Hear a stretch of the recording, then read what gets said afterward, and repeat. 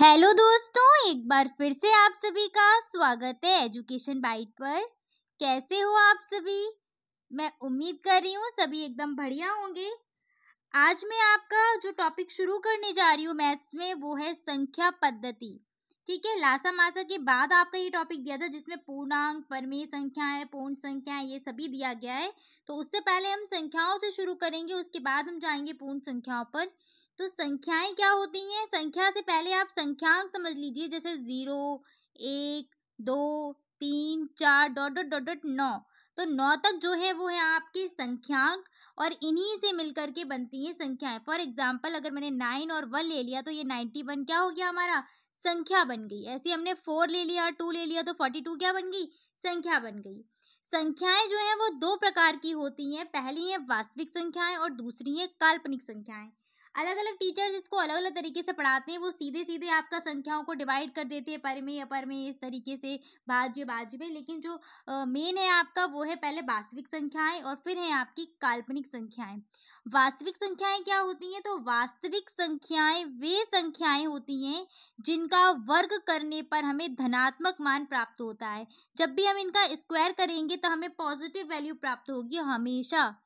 वर्ग करने का मतलब है उस संख्या का उसी संख्या में गुणा करना। जैसे 3 है, 3 का वर्ग किया तो हमें क्या मिलेगा? 9 मिलेगा। 4 का वर्ग 4/7 का अगर हम स्क्वायर करेंगे तो कितना मिलेगा? 4 चौक 16/49 पॉजिटिव वैल्यू प्राप्त हुई है। -2 का अगर हम वर्ग करेंगे तो कितना आ जाएगा? -2 गुणा -2 यानी कि 2 दूनी 4, वो भी किसका? प्लस का।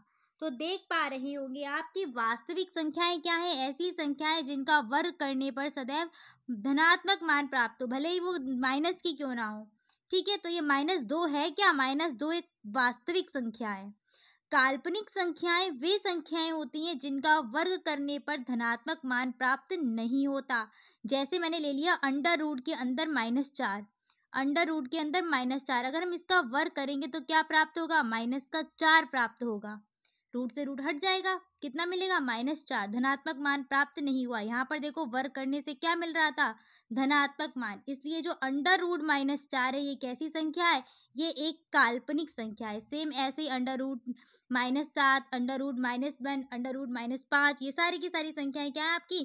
काल्पनिक संख्याएं रहेंगी। काल्पनिक संख्याओं को हम आई से रिप्रेजेंट करते हैं।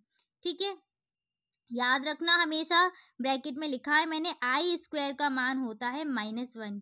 ठीक है, आपको क्वेश्चन में इस तरीके से ही मिल सकता है कि निम्नलिखित में से कौन सी काल्पनिक संख्या है, और वहां पर अगर आई दिया जाए तो वो आई क्या है? काल्पनिक संख्या है।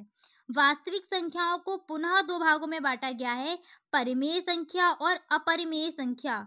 परिमेय संख्या यानी कि रेशनल नंबर। रेशनल नंबर क्या होते हैं?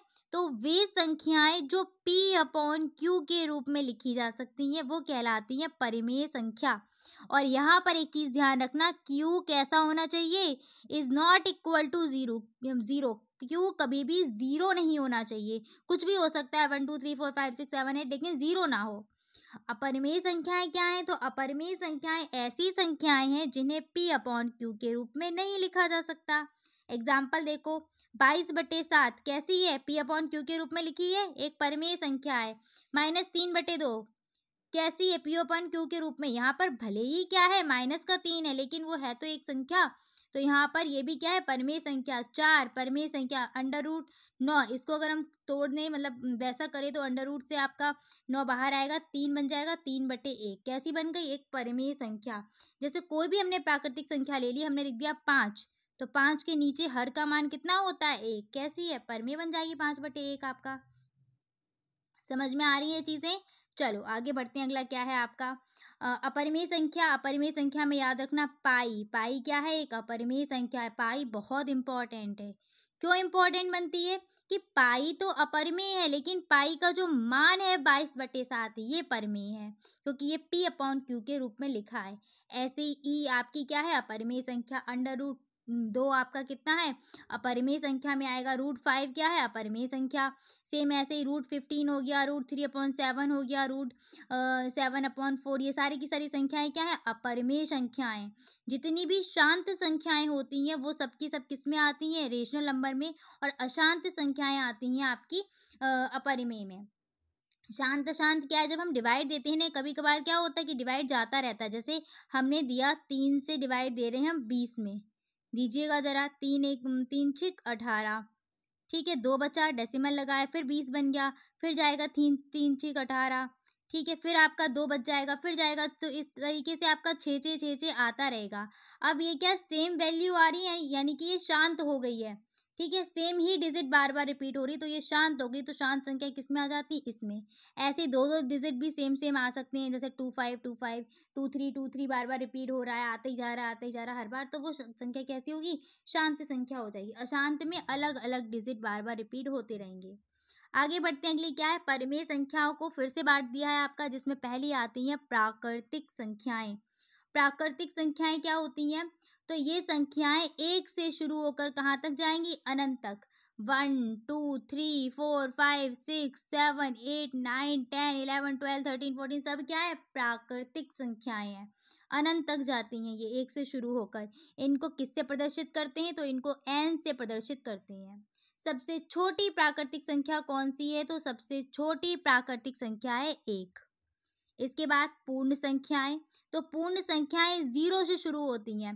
प्राकृतिक संख्याओं में क्या ऐड कर दो, आगे 0 ऐड कर दो, तो 0 से शुरू होकर अनंत तक जाएंगी सभी, वो कहलाएंगी पूर्ण संख्या, यानी कि होल नंबर। इसको W से रिप्रेजेंट करते हैं।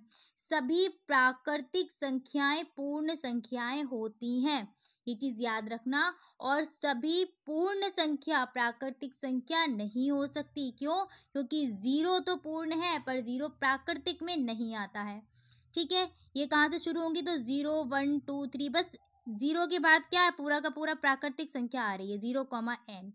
अगर सबसे छोटी पूर्ण संख्या पूछी जाए, तो इन सब में सबसे छोटा नंबर कौन सा दिख रहा है, सबसे पहले वाला 0, तो सबसे छोटी पूर्ण संख्या हो जाएगी 0। पूर्णांक की बात करते हैं, तो सभी पूर्ण संख्याएं और ऋणात्मक संख्याएं मिलाकर क्या कहलाती हैं, पूर्णांक। इनको इंटीजर यानी कि आई से प्रदर्शित करते हैं। तो सारे के सारे ऋणात्मक संख्या ले ली, सारे की सारी धनात्मक संख्या ले ली। इसीलिए जो पूर्णांक है वो दो प्रकार से हैं आपके, ऋणात्मक पूर्णांक यानी कि ऋण पूर्णांक और धन पूर्णांक, ठीक है। पॉजिटिव सारी संख्या, ये पूरा अंक होंगे, डेसिमल नहीं। जैसे मैंने लिख दिया 5/10, तो ये क्या मान आ गया, 0.5, तो ये पूर्णांक नहीं रह गया आप, ठीक है। पूरा अंक होना चाहिए पूर्णांक के लिए। नेक्स्ट नोट पॉइंट है आपका, सभी प्राकृतिक संख्याएं तो पूर्ण संख्याएं होती हैं, जबकि सभी पूर्ण संख्या प्राकृतिक संख्या नहीं होती, क्योंकि क्या है, पूर्ण संख्या में 0 आता है, 0 प्राकृतिक में नहीं आता है, इसलिए पूर्ण संख्याएं क्या है, प्राकृतिक संख्याएं नहीं होंगी। नेक्स्ट यहाँ परिमेय संख्या आई थी, तो परिमेय संख्याओं की विशेषता देख लीजिए। दो परिमेय संख्याओं के बीच असंख्य परिमेय संख्या होती है, इंपॉर्टेंट है, 2 बार परीक्षा में क्वेश्चन पूछा गया है इसी से। अगला है, दो परिमेय संख्याओं को जोड़ने पर सदैव एक परिमेय संख्या ही प्राप्त होगी। a+a/b+c/d अगर ऐड करें तो परिमेय संख्या मिलेगी। फॉर एग्जाम्पल 1/3 में या ऐड किया हमने 4/3, क्या मिल गया, 5/3, ये भी क्या है, एक परिमेय संख्या है। ऐसे ही आप और ले सकते हो, 2/9 में हमने ऐड कर दिया 1/9, कितना मिल जाएगा, 3/9, तो ये भी क्या है, एक परिमेय संख्या है, ठीक है। जब ऐड करने पर क्या मिल रहा है, परिमेय संख्या। तो ये प्रॉपर्टी याद रखना कि दो परिमेय संख्या को जब जोड़ते हैं तो सदैव परिमेय संख्या ही प्राप्त होती है। थर्ड पॉइंट है, परिमेय तथा अपरिमेय का योग एक अपरिमेय संख्या होती है। अगर हमने एक ली परिमेय संख्या और एक अपरिमेय संख्या, दोनों को जोड़ेंगे तो जो मान प्राप्त होगा 3 + 5, ये क्या है, √5, ये एक अपरिमेय संख्या है। सेम गुणा में भी होता है कि अगर एक परिमेय में हम दूसरे अपरिमेय का गुणा करते हैं तो गुणनफल क्या है, हमेशा अपरिमेय संख्या मिलती है। जैसे मान लो यहाँ पर हम ऐसे लिख सकते हैं 2√2, ये अपरिमेय है और 2 हमारा परिमेय है, तो ये मान जो बन रहा है ये क्या है, अपरिमेय बनेगा सदैव। ऐसे इसका भी एग्जाम्पल एक देख लीजिएगा, 4 + √7, √7 तो अपरिमेय है, जबकि 4 क्या है, परिमेय है, लेकिन जो मान बनेगा इन लोग को जोड़ने से वो कैसा बनेगा, अपरिमेय बनेगा। अगला है किसी परिमेय संख्या में 0 को जोड़ा जाए तो योगफल सदैव वही परिमेय संख्या प्राप्त होती है। इसको तो आप ऐसे भी समझ सकते हो, किसी प्राकृतिक संख्या में भी अगर हम 0 जोड़ते हैं तब भी क्या मिलता है, वही प्राकृतिक संख्या मिल जाती है। सेम किसी अगर परिमेय संख्या में अगर हम 0 को ऐड करेंगे तो वही परिमेय संख्या प्राप्त हो जाएगी। 3/7 में 0 ऐड किया, कितना मिल गया, 3/7 ही मिल गया। ऐसे ही ऐड कर सकते हो आप। 5/9 में हमने 0 ऐड किया, कितना मिल जाएगा, 5/9 ही प्राप्त होगा। सेम अगला क्या है, किसी परिमेय संख्या में 1 का गुणा करने पर गुणनफल के रूप में वही परिमेय संख्या प्राप्त होती है। जैसे हमने यहाँ पर लिया 3/2 और गुणा किया 1 का, तो कितना आ जाएगा मान, वही संख्या आ जाएगी 3/2। ठीक है, चलो आगे बढ़ते हैं। अगला क्या है, नेक्स्ट है सम संख्याएं। सम संख्याएं क्या होती हैं, तो सम संख्याएं वे संख्याएं हैं जो 2 से पूर्णता विभक्त हो जाती हैं, यानी कि जिनमें 2 का पूरा पूरा डिवाइड चला जाता है, वो होती हैं सम संख्याएं।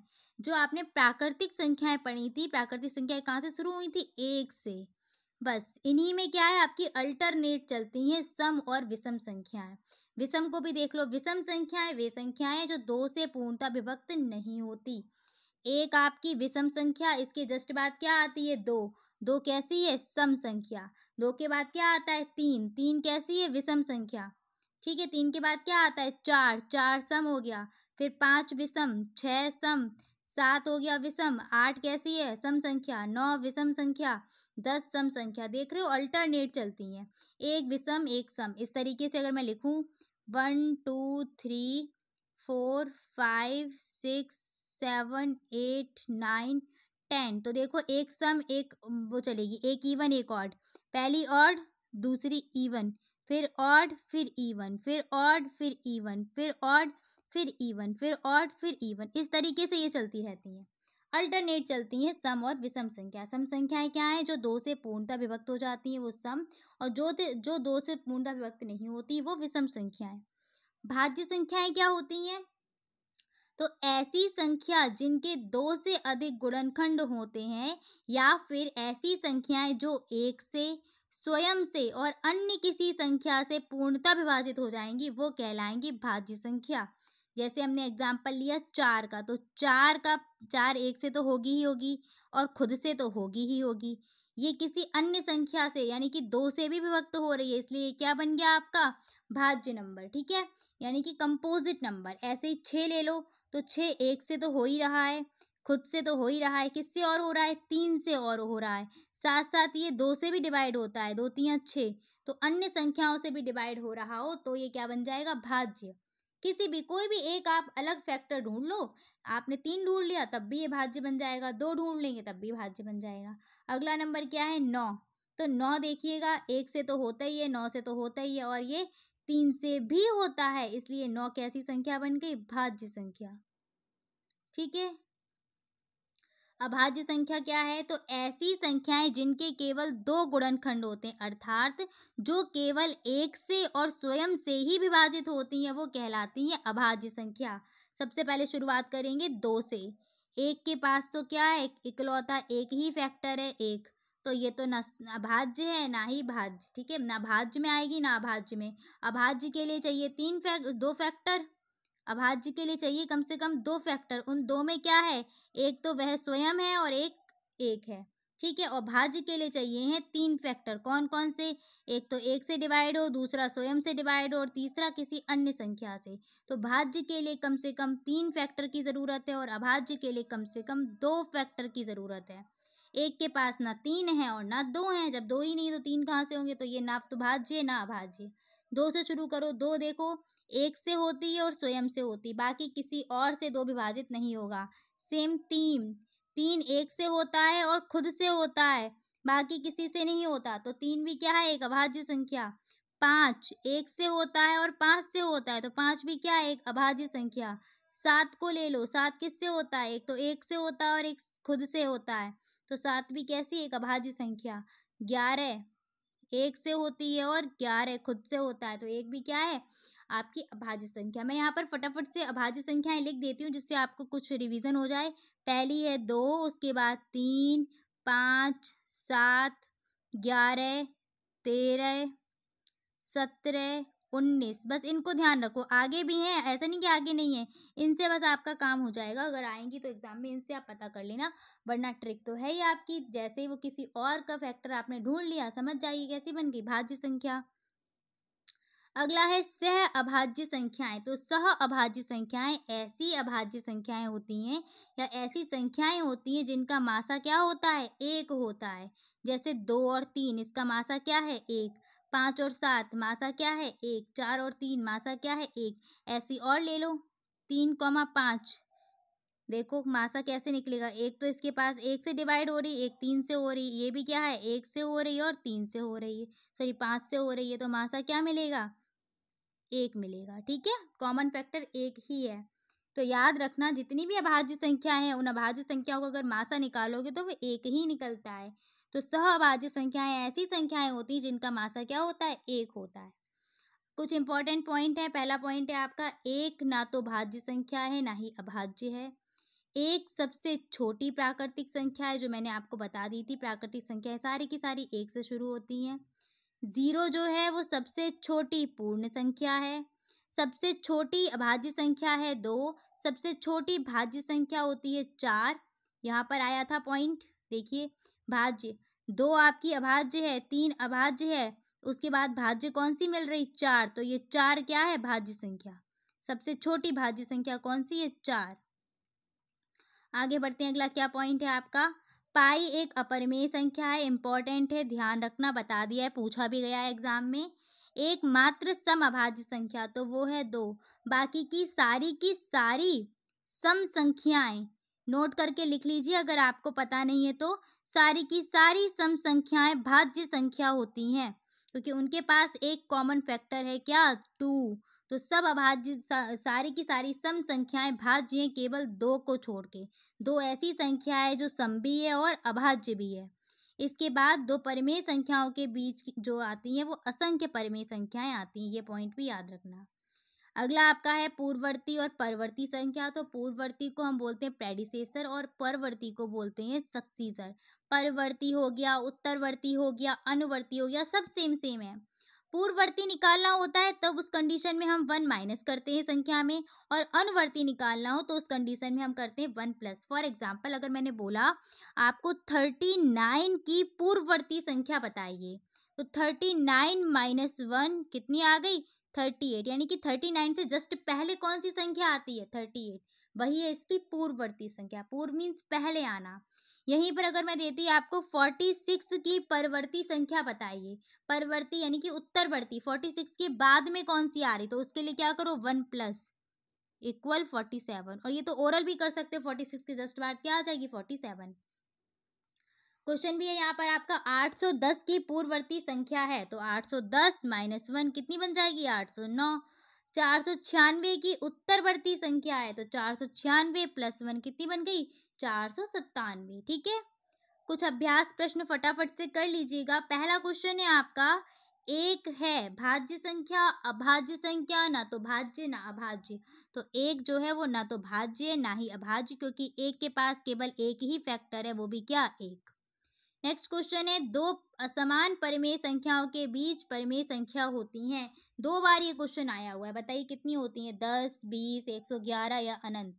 तो 2 असमान परिमेय संख्याओं के बीच में अनंत परिमेय संख्याएं होती हैं। अगला प्रश्न है आपका, परिमेय संख्या -4/9 से छोटी परिमेय संख्या है।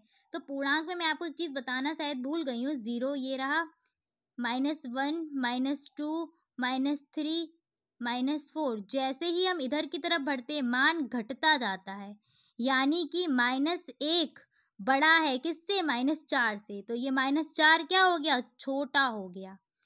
ठीक है, और इधर जब हम बढ़ते हैं तब मान बढ़ता है, यानी कि 1 से बड़ा क्या, 2, 2 से बड़ा क्या, 3। तो वही ध्यान रखना है, सारी की सारी वैल्यू क्या है, निगेटिव वाली है, बस 2 पॉजिटिव है। यहाँ पर 2 जो पॉजिटिव है वो तो क्या होंगी, ऋणात्मक से बड़ी होंगी, तो उनका काम खत्म हो गया। हमें चाहिए सबसे छोटी परिमेय संख्या, तो पहली क्या मिल रही है, -1/9। यहाँ देखिए, यहाँ है -4, यहाँ है -9, -1। तो -4 बड़ा है या -1, बड़ा मान है -1, तो ये तो बड़ी बन गई। बची कौन सी, ये वाली -4 -7 में छोटा मान कौन सा है, -7। यानी कि माइनस की जो वैल्यू होगी ना, जितना ज़्यादा अंक होगा और माइनस लगा है वो उतना ही छोटा बन जाएगा वहाँ पर। ठीक है, तो सबसे छोटी पूछी गई थी इसमें, डी ऑप्शन सही रहेगा। नेक्स्ट है परिमेय संख्या 63/81। 63/81 के समतुल्य संख्या है -7/9, 7/9, 9/7 या -9/7। क्या होगी बताओ। तो समतुल्य निकालने के लिए आपको क्या है, इसको सिंपलेस्ट फॉर्म में चेंज करो। ठीक है, बताइए किससे डिवाइड हो रही, 9 से हो रही है ना, तो 9 सत्ते 63, 9 निम 81, कितना आ गया मान, 7/9, यानी कि ऑप्शन नंबर बी। आगे बढ़ते हैं, अगला क्या है, 21 की अनुवर्ती संख्या है। 21 की अनुवर्ती क्या बन जाएगी, 22, और 22 की अनुवर्ती पूछ रहा है तो क्या हो जाएगा, 22 + 1 यानी कि 23। तो कहाँ रहा 23, ऑप्शन नंबर डी में। नेक्स्ट क्वेश्चन है ऋण पूर्णांक संख्या, इनमें से कौन सी ऋण पूर्णांक है। -2/5 परिमेय यानी कि तो दशमलव में मान देगी, पूर्णांक तो रहेगा नहीं यहाँ पर। ये धनात्मक है, ये तो आपकी किस में चली जाएगी, अंडर रूट में ही मान है, तो वैसे भी आपका डेसिमल में ही आना। कौन सा बचा, -7। ये आपका ऋण पूर्णांक संख्या है। अगला है सबसे छोटी प्राकृतिक संख्या, 0, -1, 1 या इनमें से कोई नहीं। तो प्राकृतिक संख्याएं शुरू कहाँ से होती हैं, 1 से लेकर अनंत तक जाती हैं, 1 2 3 4 डॉट डॉट डॉट अनंत। तो सबसे छोटी कौन सी होगी प्राकृतिक संख्या, 1। नेक्स्ट है 450 की पूर्ववर्ती संख्या है। 450 की क्या चाहिए, पूर्ववर्ती संख्या चाहिए। तो 450 - 1 कितना आ जाएगा, 449। कहाँ पर है, ऑप्शन नंबर बी में। तो 49 ये वाला ऑप्शन आपका सही रहेगा। अगला है सम अभाज्य संख्या है, 4 8 6 2। बताइए क्या है, कौन सी सम अभाज्य, इकलौती एक ही है सम संख्या जो अभाज्य है, बाकी सारी की सारी सम संख्याएं कैसी होती हैं, भाज्य होती हैं। कौन सी है सम अभाज्य, तो वो है आपकी 2। 10th क्वेश्चन है परिमेय संख्या -24/45 के समतुल्य संख्या है। तो इसको सिंपलेस्ट फॉर्म में चेंज करिए, किससे जा रहा है, 3 से जा रहा है। 3 अट्ठे 24, 3 एकम 3, 1 बचेगा, 3 पंचे 15, क्या आ गया, -8/15। कहाँ है, ऑप्शन नंबर बी में। ठीक है, ये आंसर भी आपको मिल गए होंगे, फटाफट देख लिए होंगे आप लोगों ने। चलो तो इतना ही रखेंगे आज, फिर आपकी अगली क्लास में मिलेंगे अगले टॉपिक के साथ, जो आपका है शायद पूर्णांक संख्या या पूर्ण संख्याओं के जो प्रगुण वगैरह हैं, संवरक नियम, क्रम विनिमेय, सहचर्य, ये सब प्रॉपर्टीज जो हैं वो आपकी इससे मल्टीपल चॉइस क्वेश्चन में आ जाता है आपका ऑब्जेक्टिव में। निम्नलिखित में से कौन सा कथन सत्य है, और 4 कथन दिए होंगे, तो उनमें आपको चूज करना होगा, इसलिए आपको वो नियम पढ़ने पड़ेंगे। चलो तो इतना ही रखेंगे, फिर मिलेंगे अगली क्लास में। Thanks for watching and please like share and subscribe my channel. Bye bye, take care.